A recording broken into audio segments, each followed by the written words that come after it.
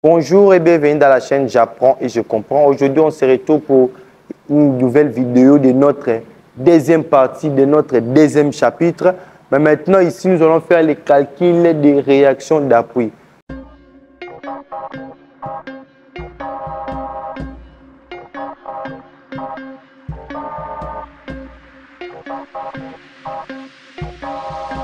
Dans la première vidéo de notre deuxième chapitre, on avait expliqué les types de structures et les types de liaisons ou bien les types de réactions. Voilà. Maintenant, ici, nous allons faire les calculs des réactions d'appui. Pour arriver à faire les calculs des réactions d'appui, on est obligé de suivre cette démarche ici. Voilà. La démarche nous dit ceci. D'abord, on doit faire le schéma statique. La première des choses, il faut d'abord faire le schéma statique. La deuxième des choses, il faut vérifier les degrés de stabilité. Vérifier les degrés de stabilité.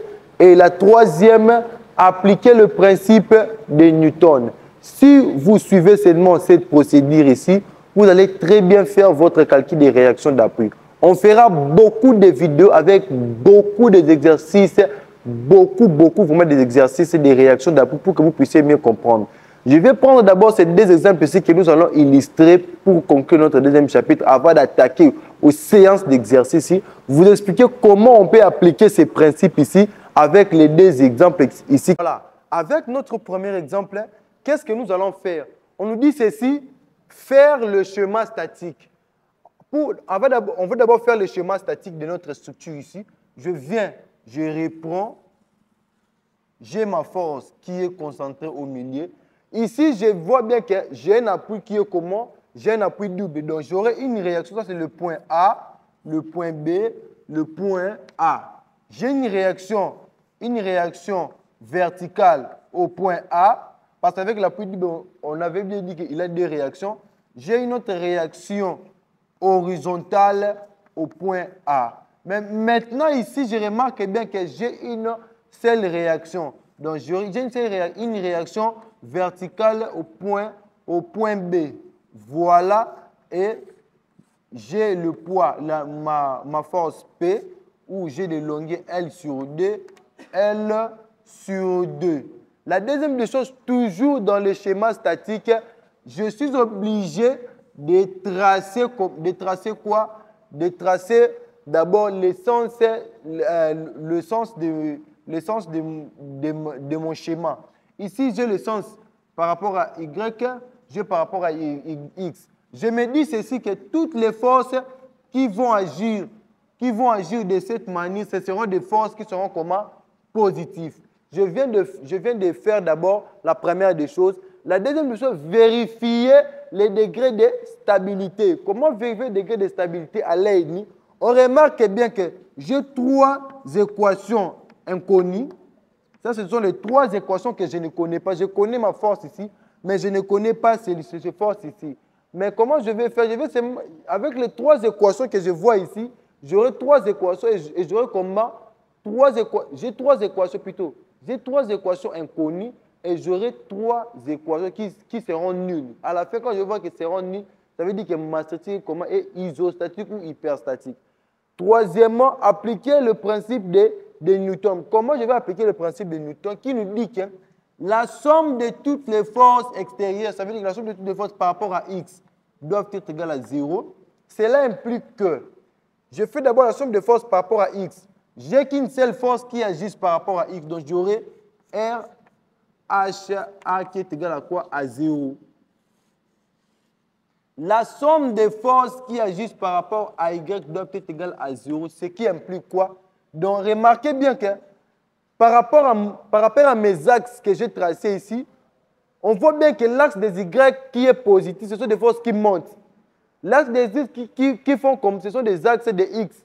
Donc, il est positif. Comme ici, lui, il était positif parce qu'il agit de cette manière par rapport à mes axes. Donc, il est positif. De la même manière avec Y, vous remarquez bien RHA, une force qui agit comme ça, sera RVA, force verticale, il est comment? Positif par rapport à mon axe ici. Même celui-ci, plus RVB sera positif. Mais remarquez la force ici, il descend. Mais lui ici, il monte. Ça veut dire qu'il descend, il sera moins P qui est égal à 0. Donc nous aurons RHA plus RHA plus RVB doivent être égales à quoi? À P. Voilà, on vient d'appliquer notre deuxième principe. On applique maintenant la somme des moments par rapport au point A. Moi, j'ai choisi le point A doit être égal à. Tu peux choisir aussi le point B. La somme des forces par rapport au point A, on connaît bien que pour trouver le moment de force, la force multipliée par la distance du bras de levé D. Je commence par la force ici, la force P. On remarque bien la force P, lui, va tourner comme ça jusqu'au point quoi? Au point A. Il va tourner de quelle manière? De manière négative. Pourquoi? Parce que par rapport à mes axes que j'avais tracés, j'avais dit que toutes les forces qui vont agir comme ça seront positives, mais lui tourne d'une manière négative, c'est-à-dire qu'il sera moins P multiplié par L sur 2, cette distance ici.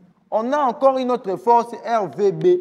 RVB, lui, tourne comme ça jusqu'au point A. Il tourne comme ça jusqu'au point A. Lui sera positif, plus RVB multiplié par L qui est égal à quoi? À 0. D'où RVB sera égal à quoi? À P sur 2.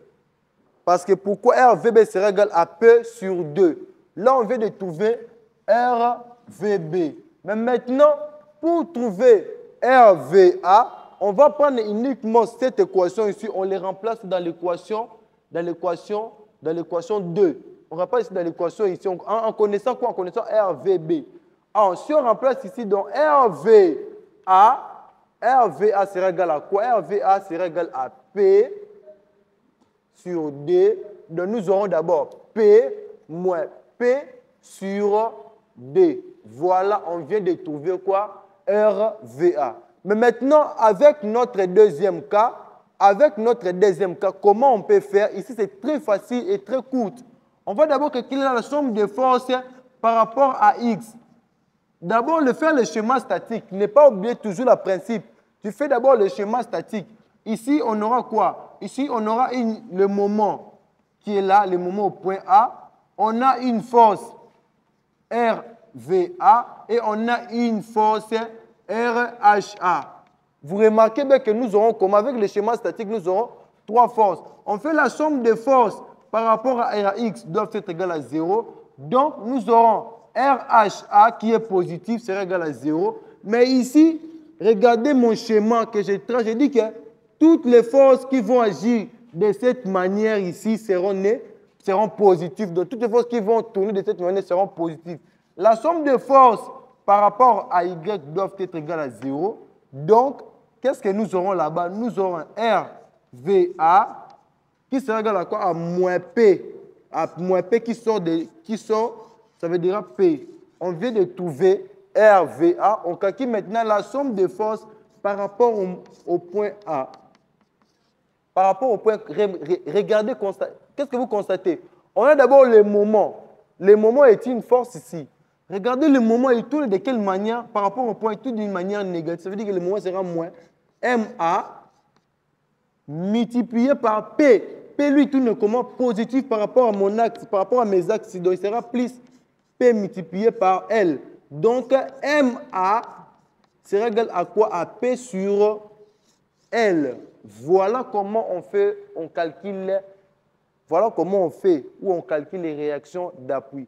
Si cette vidéo vous a intéressé, n'oubliez pas de vous abonner et surtout d'activer la cloche de notification pour ne rater aucune de nos prochaines vidéos. Maintenant, nous allons passer à des vidéos où on fera des séries d'exercices. On se retrouve à la prochaine.